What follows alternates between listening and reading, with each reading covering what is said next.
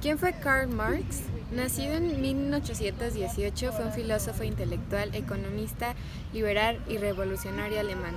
Uno de los fundadores del socialismo científico, del comunismo moderno y del marxismo. Sostuvo que la sociedad bajo el socialismo sería regida por la clase obrera, en lo que llamó dictadura del proletariado, el Estado obrero o democracia obrera. Sofía de Marx tiene por tanto una finalidad práctica y política. Pensaba que en gran medida son las condiciones materiales de la sociedad las que deciden cómo pensamos. Él quería mostrar que los cambios materiales son los decisivos. Por lo tanto, son las condiciones espirituales las que crean los cambios materiales, sino al revés. Son los cambios materiales los que crean las nuevas condiciones espirituales. El estudio de la pobreza se inicia al principio del siglo XIX, cuando la pobreza de las multitudes se acentuó.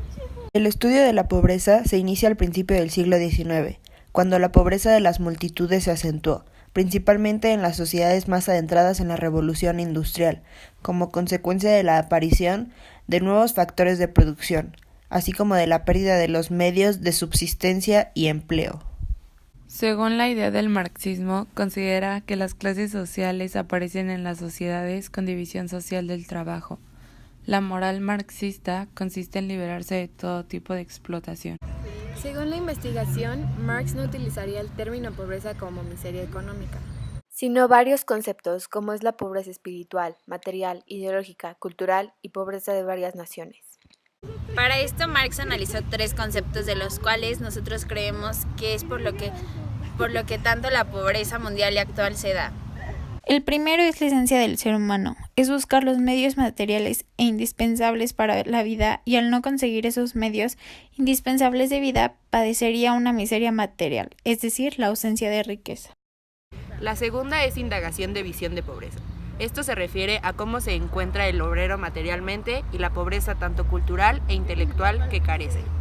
Actualmente, el sistema contiene muchos factores como lo es ciertas relaciones sociales y de producción capitalista, la infraestructura económica, embrión de la estructura superior, Estado, conformada por las posiciones políticas, ideológicas y jurídicas. Según un estudio, Marx afirma que con la subestructura ideológica orienta la vida conjunta de una nación y estar dominados por alguien más todo el pueblo.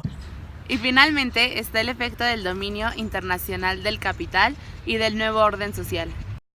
Según el estudio, Marx se refiere a ver las consecuencias a grandes rasgos de todo el mundo, principalmente de países industrializados y de aquellos que tienen un lugar por causas que les convinieron. Los avances logrados en la reducción de la pobreza han sido notables en las últimas décadas. El mundo cumplió la meta del primer objetivo de desarrollo del milenio de disminuir a la mitad para 2015 la tasa de pobreza registrada en 1990, lográndolo en el 2010, 5 años antes del plazo previsto.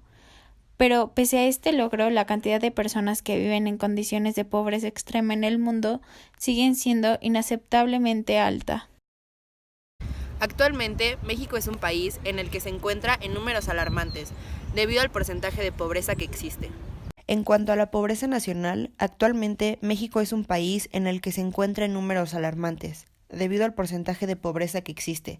Casi la mitad de la población se encuentra en situación de pobreza, el 43.6%, lo que equivale a 53.4 millones de personas, mientras que el 7.6% de la población se encuentra en pobreza extrema, lo que nos da 9.4 millones de personas.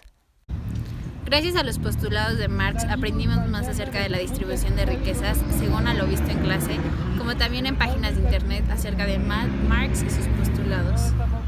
En sí la pobreza no es algo absoluto, más bien es como algo relativo. El pobre se hace más pobre y el rico se hace más rico. Siempre habrá pobres mientras en la producción haya un poder más alto del capital sobre el trabajo según Marx. Sin embargo, también nos ha puesto a pensar en cómo es que vemos esta balanza imaginaria que se da con la plusvalía que llegó a aplicar Marx. En cómo se da el valor de un objeto con respecto a otro, y cómo se ve en el aspecto de que uno está aplicando mucho más poder sobre el otro, es decir, cómo el poder capitalista se encuentra sobre el trabajador y por consiguiente la explotación de él.